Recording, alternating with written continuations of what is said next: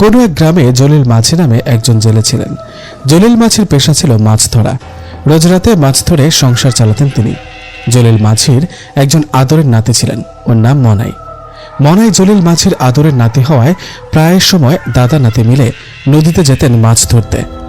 তেমনি এক রাতে জলিল মাঝি মাছ ধরার জন্য রেডি হচ্ছিলেন। এমন সময় মনাই বলে ওঠে, দাদা, ও দাদা, আজকে আমি যাব তোমার সাথে মাছ ধরতে। মনাইয়ের মুখে কথাটা শুনে জলিল মাঝির স্ত্রী মনাইয়ের দাদি বলে ওঠেন, না না, আজকে তোকে যেতে হবে না, আজকে অমাবস্যার রাত। কিন্তু মনাই নাছোড়বান্দা, ও যাবেই যাবে। মনাইয়ের এমন জোরাজুরিতে জলিল মাঝি একসময় রাজি হন মনাইকে নিয়ে মাছ ধরতে যেতে। দাদা রাজি হয়, মনাইও অনেক খুশি হন। এদিকে জলিল মাঝি একটা লাইট, মাছ ধরার জাল ও নৌকার বৈঠা নিয়ে রওনা করেন নদীর দিকে। নিশিরাত জলিল মাঝি ও মনাই হাঁটতে থাকেন। হাঁটতে হাঁটতে তারা দুজনে পৌঁছে যান নদীর কাছে। নদীর কাছে গিয়ে জলিল মাঝি ও মনাই তাদের নৌকায় ওঠেন আর মাছ ধরার জন্য সামনের দিকে যেতে থাকেন। অন্য সব রাতের মতন জলিল মাঝি নদীতে জাল ফেলেন, কিন্তু অন্য দিনের মতো মাছ না পাওয়ায় জলিল মাঝি নৌকা নিয়ে নদীর অপর কিনারে শ্মশান ঘাটের দিকে যায়। ওদিকে গিয়ে জলিল মাঝি জাল ফেলেন। এবার জলিল মাঝির জালে অনেক মাছ ধরা পড়ে। সেদিকে ভালো মাছ পাওয়ায় জলিল মাঝি আশপাশটাতে মাছ ধরতে থাকেন।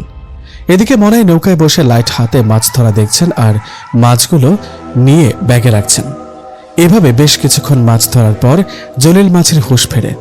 জলিল মাঝি হঠাৎ করে বলে ওঠেন, কিরে, মাছ ধরতে ধরতে এই শ্মশানের দিকে চলে আসছি, জায়গাটা তো ভালো না, এখানে থাকা ঠিক হবে না, যাই আমাদের গ্রামের দিকে যাই। মাছ তো মোটামুটি অনেক পেয়েছি। এইভাবে জলিল মাঝি নৌকা ঘুরিয়ে তার গ্রামের দিকে আসতে যাবে, ঠিক তখনই শ্মশান ঘাটের পাশ থেকে এক বৃদ্ধ লোক জলিল মাঝিকে ডাকতে থাকে। লোকটার ডাকে জলিল মাঝি থেমে বলে, কে কে ডাকে? জলিল মাঝির কথায় সে লোকটা বলে, আমাকে চিনবে না বাবা, আমি একটু বিপদে পড়েছি, তাই রাত করে নদীটা পার হতে হচ্ছে। তোমরা তো ওদিকেই যাচ্ছ, আমাকে নদীটা পার করে দাও না বাবা। রাতের বেলা অন্ধকারে ডাকাডাকি করছে লোকটা, আবার ডাকাত নয় তো? মনে মনে এটাই ভাবছেন জলিল মাঝি। এদিকে সে বৃদ্ধ লোকটা আবারও বলে ওঠে, তোমার কোনো ভয় নেই বাবা, আমাকে নদীটা পার করে দাও। আমার মেয়ের বাড়ি থেকে হঠাৎ খবর আসছে, আমার মেয়ে অসুস্থ, ওকে দেখতেই রাত করে যেতে হচ্ছে। বৃদ্ধ লোকটার কথা শুনে জলিল মাঝির মন গলে যায়। একসময় জলিল মাঝি লোকটাকে তার নৌকায় তোলেন। লোকটা নৌকায় উঠে নৌকার এক কোণে জড়সড় হয়ে বসে পড়েন, আর একদিকে জলিল মাঝি ও মনায় বসে নৌকা বাইতে থাকেন। এভাবে বেশ কিছু দূর আসার পর নৌকা যখন মাঝ নদীতে, তখন জলিল মাঝি একটা আওয়াজ শোনেন। জলিল মাঝির মনে হয় কেউ যেন কিছু একটা চিবিয়ে খাচ্ছে। এদিকে আওয়াজের সাথে সাথে জলিল মাঝির নাকে একটা বটকা গন্ধ চলে আসে। আওয়াজ আর বটকা গন্ধে জলিল মাঝির একটু সন্দেহ হয়।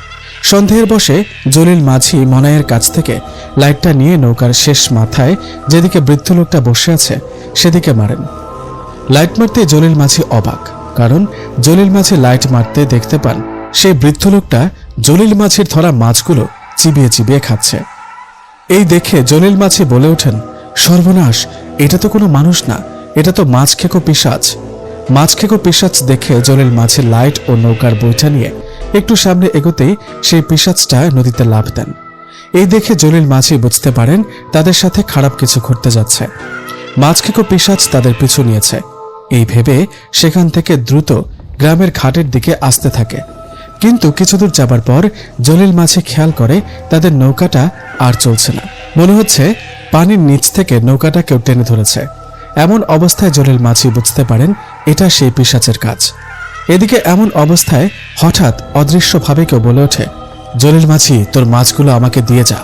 আওয়াজটা শুনে জলিল মাঝি বলেন, না, আমি কোনো মাছ দিতে পারবো না, এগুলো বেচে আমার সংসার চলে। জলিল মাঝির কথা শুনে সেই পিশাচটা বলে ওঠেন, মাছ না দিলে তোদের তো এখান থেকে যেতে দেব না। পিশাচের এমন কথায় জলিল মাঝি বলেন, আমাদের আটকানোর তুই কে বেটা? সাহস থাকলে সামনে এসে কথা বল। কথাটা বলে জলিল মাঝি নৌকা বাইতে থাকে, কিন্তু এতে কোনো লাভ হচ্ছে না। মনে হচ্ছে নৌকা একই জায়গায় দাঁড়িয়ে আছে। শুধু কি তাই, জলিল মাঝি খেয়াল করলেন তাদের নৌকা আস্তে আস্তে পানিতে তলিয়ে যাচ্ছে। এই অবস্থা দেখে জলিল মাঝি নৌকার বৈঠা দিয়ে আল্লাহু আকবার বলে পানিতে আঘাত করতে লাগলেন। জলিল মাঝি যখন আল্লাহু আকবার বলে পানিতে আঘাত করছেন, তখন মনে হচ্ছে নৌকাটা আবার ভেসে উঠছে, কিন্তু সেই পিশাচ নৌকাটা ছেড়ে দিচ্ছে না। জলিল মাঝি ও তার নাতি মনাই দুজনে চেষ্টা করে সামনের দিকে এগোতে পারছে না। কি একটা ভয়ঙ্কর অবস্থা। তখন প্রায় মধ্যরাত। মাঝ নদীতে জলিল মাঝি পিশাচের খপ্পরে পড়েছে। জলিল মাঝি বৈঠা দিয়ে পানিতে আঘাত করার এক সময় হঠাৎ পানির নিচ থেকে কুচকুচে কালো দুটো হাত বেরিয়ে এসে জলিল মাঝির পা টেনে ধরেন।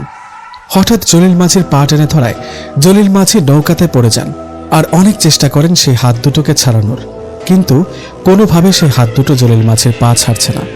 মনে হচ্ছে জলিল মাঝিকে টেনে পানিতে ফেলবে। জলিল মাঝির এমন অবস্থায় পাশে থাকা মনাই একটা কাজ করে বসে। মনাই পাশে থাকা নৌকার বৈঠাটা দিয়ে সেই কালো হাত দুটোকে আঘাত করতে থাকে। বেশ কয়েকটা আঘাত করার পর সেই কালো কুচকুচে হাত দুটো জলিল মাঝির পা ছেড়ে দেন। এদিকে পা ছাড়ার পর জলিল মাঝি বুঝতে পারেন পিশাচটা তাদের নৌকা ছেড়ে দিয়েছে। এই ভেবে জোরে জোরে নৌকা বাইতে থাকেন। এভাবে বেশ কিছু দূর আসার পর জলিল মাঝি ও মনাই দেখেন তাদের পেছন থেকে মনে হচ্ছে প্রচণ্ড ঝড় তাদের দিকে তেড়ে আসছে। মনে হচ্ছে এই বুঝি সেই ঝড় তাদের নৌকাকে লন্ড ভন্ড করে দিবে। যেই ভাবনা সেই কাজ, কথা মতো মুহূর্তে সেই ঝড় তাদের নৌকাটাকে লন্ড ভন্ড করে দেয়। জলিল মাঝি ও মনাই পড়ে যান নদীতে। মধ্যরাত এরকম অবস্থায় দুজনে চিৎকার করতে থাকে আর সাঁতরিয়ে নদীর পাড়ের দিকে আসতে থাকেন। এমন অবস্থায় জলিল মাঝি ও মনাই খেয়াল করলেন পানির নিচ থেকে তাদের পা যেন কেউ টেনে ধরেছে। এই বুঝি তারা মারা যাবে। নিজের প্রাণ বাঁচাতে প্রচণ্ড জোরে চিৎকার করতে থাকে দুজনে। জলিল মাঝি ও মনাইয়ের চিৎকারে দূরে থাকা অন্য মাঝিরা তাদের নৌকা নিয়ে চলে আসে সেখানে। অন্য মাঝিরা কাছে এসে মনাই ও জলিল মাঝিকে পানি থেকে টেনে উপরে তুলে তাদের নৌকা করে পৌঁছে দেন ঘাটে। ঘাটে পৌঁছে জলিল মাঝি শান্তির নিঃশ্বাস ফেলে। অল্পের জন্য বেঁচে গেলেন। ঘাটে পৌঁছে জলিল মাঝি সেখানে দেরি না করে নাতি মনাইকে নিয়ে দ্রুত বাড়িতে চলে যান। ঘটনাটা এখানেই শেষ হলেও পারত, কিন্তু না, ঘটনার যে এখনো অনেক কিছু ঘটা বাকি আছে, শুনতে থাকুন, বুঝতে পারবেন। জলিল মাঝি ও মনাই বাড়িতে যাবার পর জলিল মাঝির কিছু না হলেও মনাইয়ের শরীরে অনেক জ্বর আসে। মনাইয়ের শরীরে জ্বর দেখে জলিল মাঝি বুঝতে পারেন ভয়ের কারণে মনাইয়ের শরীরে জ্বর এসেছে। এভাবে পরের দিন মসজিদের ইমামের কাছ থেকে পানি পড়া এনে মনাইকে খাইয়ে দেন। এরপর ধীরে ধীরে মনাই সুস্থ হতে থাকে। এইভাবে কেটে যায় 7 দিন। এই 7 দিনে জলিল মাঝি ও মনাইয়ের সাথে কিছুই ঘটেনি। 7 দিন পর এক রাতে জলিল মাঝি স্বপ্নে দেখেন একটা কালো অবয়ব জলিল মাঝিকে বলছে, জলিল মাঝি, কি ভেবেছিস আমাকে আঘাত করে তোর আদরের নাতি বেঁচে যাবে? না, আমি ওকে বাঁচতে দেব না। আমাকে আঘাত করার ফল ওকে পেতে হবে। এরকম স্বপ্ন দেখায় জলিল মাঝির ঘুম ভেঙে যায়। জলিল মাঝি বুঝতে পারেন সেই পিশাচ এত সহজে তাদের পিছু ছাড়বে না। এইভাবে পরের দিন এক কবিরাজ নিয়ে এসে মনাইকে দেখিয়ে একটি তাবিজ মনাইকে পরিয়ে দেন। এভাবে কেটে যায় আরো 1 মাস। এই এক মাসে জলিল মাঝি বা মনাই কোনো স্বপ্ন দেখেননি। 1 মাস পর এক রাতে জলিল মাঝি আবারও স্বপ্নে সেই পিশাচকে দেখতে পান।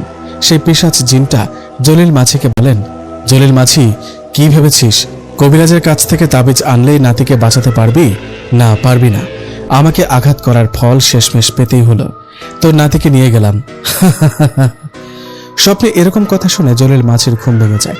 ঘুম ভাঙতে জলিল মাঝি দ্রুত মনাইয়ের রুমে গিয়ে দেখেন মনাই রুমে নেই। মনাই রুমে নেই মুহূর্তেই কথাটা আশেপাশে সবাইকে জানানো হয়। সবাই মিলে লাইট হাতে মনাইকে খুঁজতে থাকে, কিন্তু দুর্ভাগ্যের বিষয় হলো মনাইকে কোথাও খুঁজে পান না। পুরো গ্রাম তছনছ করে খোঁজার পরও যখন মনাইকে খুঁজে পাওয়া যাচ্ছিল না, তখন সবাই বলাবলি করছিল, রাতে আর খুঁজে লাভ নেই। মনাইকে তো সব জায়গায় খুঁজলাম, কোথাও পেলাম না। সকাল হলে আবার সবাই খুঁজতে বেরোবো। কথাটা বলে সবাই যে যার মতো চলে গেলেন। অসহায় হয়ে বসে রইলেন জলিল মাঝি ও তার স্ত্রী। এভাবে আতঙ্ক আর ভয়ের মাঝে কেটে গেল বাকি রাতটুকু। সকাল হতেই গ্রামের একজন লোক দৌড়ে আসলেন জলিল মাঝির বাড়িতে। লোকটা এসে হাঁপাতে হাঁপাতে বলতে লাগলেন, চলুন সবাই চলুন, নদীতে একটা লাশ ভেসে উঠেছে। সেখানে থাকা সবাই বলাবলি করছে, লাশের চেহারাটা মনাইয়ের মতো, চলুন তাড়াতাড়ি। লোকটার কথায় জলিল মাঝি সহ আশেপাশের সবাই দ্রুত চলে যান নদীর পাড়ে। সেখানে গিয়ে কয়েকজন মিলে সেই লাশটাকে উপরে তুলতেই সকলেই দেখেন এটা মনাইয়েরই লাশ। একটা 10-12 বছরের বাচ্চার হঠাৎ মৃত্যুতে গ্রামে নেমে আসে শোকের ছায়া। মনাই জলিল মাঝির আদরের নাতি হওয়ায় জলিল মাঝি ও তার স্ত্রী খুব ভেঙে পড়েন। গ্রামের কেউ মনাইয়ের মৃত্যুর কারণ না জানলেও জলিল মাঝি কিন্তু ঠিকই বুঝে গেছেন মনাইয়ের স্বাভাবিক মৃত্যু কোনো স্বাভাবিক নয়। মনাইকে ওই পিশাচ জিনটাই মেরে ফেলেছে। কি ভাবছেন গল্পটা এখানেই শেষ? না, এখনো অনেক কাহিনী বাকি। মনাই মারা যাবার 3 থেকে 4 দিন পর গ্রামে শুরু হয় এক ভয়ঙ্কর ঘটনা। গ্রামের অনেকেই মনাইকে দেখতে পান। এটা কিভাবে সম্ভব? 3-4 দিন আগে মরে যাওয়া একটা ছেলেকে কিভাবে দেখা যাচ্ছে? হাটবাজার থেকে ফেরার পথে, রাতে বাথরুমে বের হলে কিংবা রাতে মাছ ধরতে নদীতে গেলে মনাইকে দেখা যাচ্ছে। এমন অবস্থায় গ্রামে নেমে আসে ভয়ের আতঙ্ক। অনেকেই সন্ধ্যার পর বাইরে বের হতেন না ভয়ে। এমন ভয়ের মাঝে শুরু হয় আরেকটা অবাক করা ঘটনা। রাত করে গ্রাম থেকে বাচ্চা হারাতে শুরু করে, 1টা 2টা 3টা। এভাবে যখন বাচ্চা হারিয়ে যেতে থাকে তখন গ্রামের সবাই মিলে বসে সিদ্ধান্ত নেন, না, এইভাবে থাকা যাবে না। সামনে গ্রামে আরো বড় কিছু ঘটার আগে একজন কবিরাজকে নিয়ে আসতে হবে। যেই কথা সেই কাজ। পরের দিন সবাই মিলে একজন কবিরাজকে নিয়ে আসলেন গ্রামে। কবিরাজ গ্রামে পা রাখতেই সবাইকে উদ্দেশ্য করে বলেন, সর্বনাশ, এ তো খুব বড় পিশাচের খপ্পরে পড়েছেন সবাই। আমি এই পিশাচের সাথে পেরে উঠব না, আপনারা অন্য কাউকে গ্রামে নিয়ে আসুন। এই বলে কবিরাজ চলে যেতে থাকলে গ্রামের কয়েকজন কবিরাজকে অনেক অনুরোধ করেন। সবার অনুরোধে কবিরাজ বলেন, আসলে আমার শক্তির থেকে পিশাচটার শক্তি অনেক বেশি। আমি এই কাজ করতে পারবো না ঠিকই, কিন্তু আপনাদের এই এক হুজুরের ঠিকানা দিয়ে যাই, পারলে ওনাকে নিয়ে আসুন, নইলে সবাই বিপদে পড়বেন। কথাটা বলে বড় হুজুরের ঠিকানা দিয়ে কবিরাজ চলে গেলেন। কবিরাজ চলে যাওয়ায় গ্রামের সবার মাঝে ভয়ের আতঙ্ক বেড়ে গেল। কিন্তু এভাবে চললে তো হবে না, বাঁচতে হবে এই ভেবে কবিরাজের দেওয়া ঠিকানা অনুযায়ী সবাই সেই হুজুরের সাথে দেখা করলেন। হুজুরের সাথে দেখা করে সবাই হুজুরকে সব ঘটনা খুলে বলে অনেক অনুরোধ করে ওনাকে নিয়ে গ্রামে আসেন। গ্রামে এসে হুজুর শুরু থেকে শেষ সব ঘটনা শোনেন। সব শুনে হুজুর কিছুক্ষণ চুপ থেকে সবাইকে উদ্দেশ্য করে বলেন, আপনাদের গ্রামে এক ভয়ঙ্কর পিশাচের আগমন ঘটেছে। মূলত এই পিশাচটা থাকতেন নদীর ওই পারে শ্মশান ঘাটে। 2-1 মাস আগে জলিল মাঝি এক অমাবস্যার রাতে ওইদিকে মাছ ধরতে যান, আর ভুলবশত ওই পিশাচটাকে নৌকায় তোলেন। নৌকায় তোলার পর জলিল মাঝি বুঝতে পারেন ওটা আসলে একটা পিশাচ। এরপর তাদের মাঝে অনেক ঝামেলা হয়। ঝামেলার এক ফাঁকে মনাই ওই পিশাচটিকে আঘাত করে। কি জলিল মাঝি ঠিক বললাম তো? হুজুরের মুখে কথাগুলো শুনে জলিল মাঝি মাথা নিচু করে বলে ওঠেন, হ্যাঁ, সব সত্যি।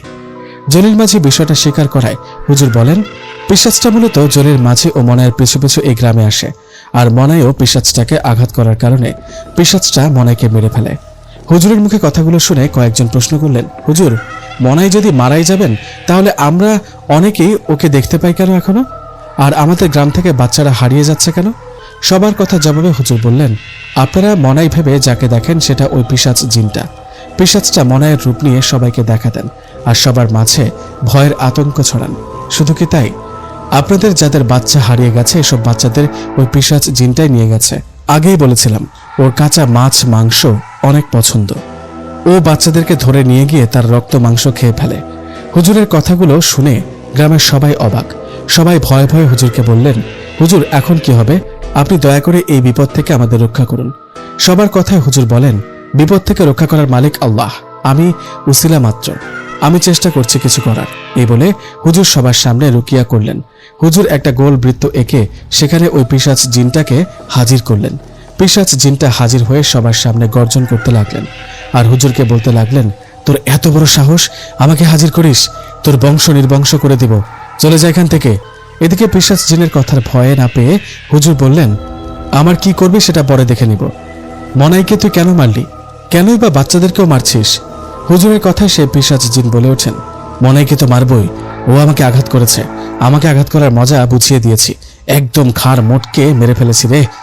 আর রইল বাচ্চাদের কথা, আমি ওদের খেয়ে মজা পাই, এতে আমার শক্তি বেড়ে যায়। পিশাচের কথাগুলো শুনে হুজুর রেগে বলে ওঠেন, চুপ, আর একটা কথাও না, এই গ্রাম ছেড়ে যাবি কিনা বল। হুজুরের কথায় পিশাচ জিনটা হাসতে হাসতে বলে, না, সে কোথাও যাবে না। এভাবে হুজুর ও পিশাচ জিনের মাঝে অনেক তর্কাতর্কির এক ফাঁকে হুজুর তার সাথে থাকা বন্ধু জিনের সাহায্যে পিশাচ জিনটাকে বন্দি করে মেরে ফেলেন। জিনটাকে মেরে ফেলায় হুজুর সবাইকে বলেন, জিনটাকে মেরে ফেলেছি, যদিও তাকে মারার কোনো ইচ্ছা ছিল না, কিন্তু ও খুব খারাপ পিশাচ জিন, ওকে ছেড়ে দিলে ও আবারও কারো না কারো ক্ষতি করতে পারত। আপনাদের কোনো ভয় নেই, এখন থেকে আর কোনো সমস্যা হবে না আশা করি। হুজুর চলে যাবার আগে জলিল মাঝিকে বললেন, মনাইয়ের জন্য দোয়া করে নিতে, কিছু এতিম মিসকিনকে সাহায্য দিতে। কথাটা বলে হুজুর চলে যান। এরপর থেকে গ্রামে আর কোনো সমস্যা হয় না, সবকিছু স্বাভাবিক হয়ে যায়। কিন্তু জলিল মাঝির মনে মনাইকে হারানোর কষ্টটা থেকেই যায়। এতক্ষণ শুনছিলেন প্রথম গল্প, এবার আপনাদেরকে শোনাবো দ্বিতীয় গল্প। এইটা সেই তাল গাছ। হ্যাঁ, এটাই সেটা। রনি বলল, গাছটাকে দেখে তো ভয়ঙ্কর লাগছে না, সাধারণ গাছ মনে হচ্ছে। আকাশ বলল, সাধারণ মনে হলেও গাছটা আসলেই ভয়ঙ্কর। গ্রামের মানুষ এই গাছটার বিষয়ে জানে। এই গাছে নাকি বেশ শক্তিশালী কিছু জিন বসবাস করে। রাতের বেলা কেউ বিপদে না পড়লে এই রাস্তা দিয়ে কেউ আসে না। ওই দেখ, তালগাছের পাশে পুকুরটা, সেই পুকুরে কোনো মাছ নেই। রনি বলল, মাছ নেই কেন? কত বড় পুকুর! পুকুরের মালিক কি বোকা? হ্যাঁ, তুই ঠিক বলেছিস, পুকুর এমনিতে ফেলে রেখেছে, মাছ চাষ করতেও তো পারে, তাই না? তোরা ভুল বুঝছিস। এই পুকুরে মাছ নেই কেন জানিস? কারণ পুকুরে মাছ ছেড়ে দিলে সে মাছ থাকে না। এই পুকুরের মালিক কয়েকবার ছোট মাছ ছেড়ে দিয়েছিলেন, কিন্তু পরে জাল টেনে দেখা যায় পুকুরে একটা মাছও নাই। শিমুল বলল, মাছ থাকে না কেন? এটা কেমন কথা? এটাই তো কারণ। শুধু এই তালগাছটি ভয়ঙ্কর না, ওর সাথে এই পুকুরটাও ভয়ঙ্কর। লোকে বলে পুকুরের মাছ ওই জিনেরা খেয়ে ফেলে। রনি বলল, এটা কোনো কথা? মাছ যদি জিনেরা খেয়ে ফেলে তাহলে এরকম পুকুর না থাকাই ভালো। পুকুরটা মাটি দিয়ে ভরাট করতেও তো পারে, তাই না? না, পারে না। পুকুরের মালিক যখন ঠিক করে মাটি দিয়ে পুকুরটা ভরাট করবে, ঠিক তখনই সে জিনগুলো সে মালিককে ঘুমের মধ্যে স্বপ্নে ভয় দেখায়। পুকুর ভরাট করলে অনেক বড় ক্ষতি হবে। শিমুল বলল, ও তাই নাকি? খুবই ভয়ঙ্কর ঘটনা তো। আকাশ বলল, এটা ভয়ের কিছু না, ভয়ের আরো ঘটনা আছে, শোন। কয়েক মাস আগে এই পুকুরে দুটো বাচ্চা গোসল করতে নামে, কিন্তু তারা আর ফেরত আসে না। এই খবরটা চারিদিকে ছড়িয়ে পড়ার পর গ্রামের অনেকে পুকুরে নামে। ডুবুরি আনা হয়, জাল ফেলা হয়, কিন্তু সেই বাচ্চা দুটোকে পাওয়া যায় না। বাচ্চা দুটোকে না পেয়ে একসময় হতাশ হয়ে সবাই বাড়িতে চলে যায়। এই ঘটনার পরের দিন সবাই দেখতে পায় পুকুরে সেই বাচ্চা দুটোর লাশ ভেসে উঠেছে। রনি বলল, আরে বাবা, তারপর কি হলো? তারপর আর কি হবে? এই ঘটনার পর সবাই এই পুকুরকে ভুতুরে পুকুর বলে, তাই কেউ গোসল করতে নামে না এই পুকুরে। এ তো গেল পুকুরের ঘটনা। এখন আসি আসল ঘটনায়, তালগাছের ঘটনায়। বস এখানে, এখানে বসে বসে শুনতে থাক। আকাশের কথায় রনি ও শিমুল দুজনে বসে আকাশকে বলে, এখন পুরো ঘটনা বল। রনি ও শিমুলের কথায় আকাশ বলে, শোন তাহলে। এই গ্রামে একজন মাছ ব্যবসায়ী ছিল। ওনার নাম ছিল আব্দুল মালিক। মালিক সাহেবের পেশা বিভিন্ন বাজারে গিয়ে মাছ বিক্রি করতেন। একদিন হয় কি, মাছ বিক্রি করতে করতে অনেক রাত হয়ে যায়। এদিকে সেদিন সব মাছ বিক্রিও হয়নি। তাই মালিক সাহেব ভাবেন, আজ আর বিক্রি হবে না, বাজারে তো লোক নেই, রাতও অনেক হয়েছে, বাড়িতে চলে যায়। তো কথা মতো মালিক সাহেব সবকিছু ব্যাগে নিয়ে সাইকেলে করে বাড়ির দিকে আসতে লাগলো। অন্ধকার রাত, মালিক সাহেবের সাথে একটা লাইট ছিল, সেটার আলোতে সাইকেল চালাচ্ছেন। তো সাইকেল চালাতে চালাতে একসময় মালিক সাহেব সেই তালগাছের কাছে চলে আসে। সেখানে আসতেই মালিক সাহেব খেয়াল করলেন তার সাইকেলটা আস্তে আস্তে থেমে যাচ্ছে। মনে হচ্ছে কেউ পেছন থেকে শক্ত করে টেনে ধরছে। এই অবস্থা দেখে মালিক সাহেব সাইকেল থেকে নেমে পেছনে তাকান, কিন্তু কাউকেই দেখতে পান না। কাউকে দেখতে না পেয়ে যখন সামনের দিকে যেতে লাগলেন, তখন আবারও মনে হলো পেছন থেকে কেউ সাইকেলটা টেনে ধরেছে। এবার মালিক সাহেব বুঝে যান বিষয়টা স্বাভাবিক কিছু না, তার সাথে অস্বাভাবিক কিছু ঘটছে। তাই তিনি বলে উঠলেন, কেউ কি আছো এখানে? মালিক সাহেবের কথায় একটা আওয়াজ ভেসে আসে, মালিক, তোর ব্যাগের ভেতরে যে মাছগুলো আছে সেগুলো দিয়ে যা। আওয়াজটা শুনে মালিক সাহেব বলে, মাছ না, আমি কেন আপনাদের মাছ দেব? এগুলো আমার মাছ, আমি মাছ বিক্রি করে চলি, এটা আমার ব্যবসা, আমি কোনো মাছ দিতে পারবো না। তখন আবারও একটা আওয়াজ ভেসে আসে, মালিক দেখ, আমরা তোর কোনো ক্ষতি করব না, তুই শুধু মাছগুলো আমাদেরকে দিয়ে যা। এবারও মালিক সাহেব একই উত্তর দেন, না, আমি একটি মাছও দেব না। এই বলে উনি একটু সামনের দিকে যেতেই দেখলেন কোথা থেকে হঠাৎ করে কয়েকটা কুকুর এসে উনাকে ঘিরে ধরেন। কুকুরগুলো সাধারণ কুকুরের থেকে অনেক বড়, আর কুকুরগুলোর চোখ আগুনের মতো জ্বলজ্বল করছে। ওদের দেখে মনে হচ্ছে খুবই রেগে আছে। এই মনে হয় মালিক সাহেবকে কামড় দিবে। বলতে না বলতে হঠাৎ করে সেখানে থাকা একটা কুকুর মালিক সাহেবের পায়ে কামড় মারে। কামড় দেয় মালিক সাহেব ব্যথায় চিৎকার দিয়ে ওঠে, তার হাত থেকে সাইকেলটা পড়ে যায়। এরকম ভয়ানক অবস্থায় মালিক সাহেব নিজের জান বাঁচাতে পাশে থাকা একটা লাঠি দিয়ে সেই কুকুরগুলোর ওপর আঘাত করতে থাকেন। আঘাত করতে করতে হঠাৎ একটা কুকুরের মাথায় বাড়ি লাগে, আর সাথে সাথে কুকুরটি মাটিতে পড়ে ভয়ঙ্করভাবে ডাকতে থাকেন। এদিকে বাকি কুকুরগুলো হঠাৎ করে পাশে থাকা ঝোপের আড়ালে চলে যান। এ দেখে মালিক সাহেব সেখানে দেরি না করে তাড়াতাড়ি বাড়িতে চলে আসেন।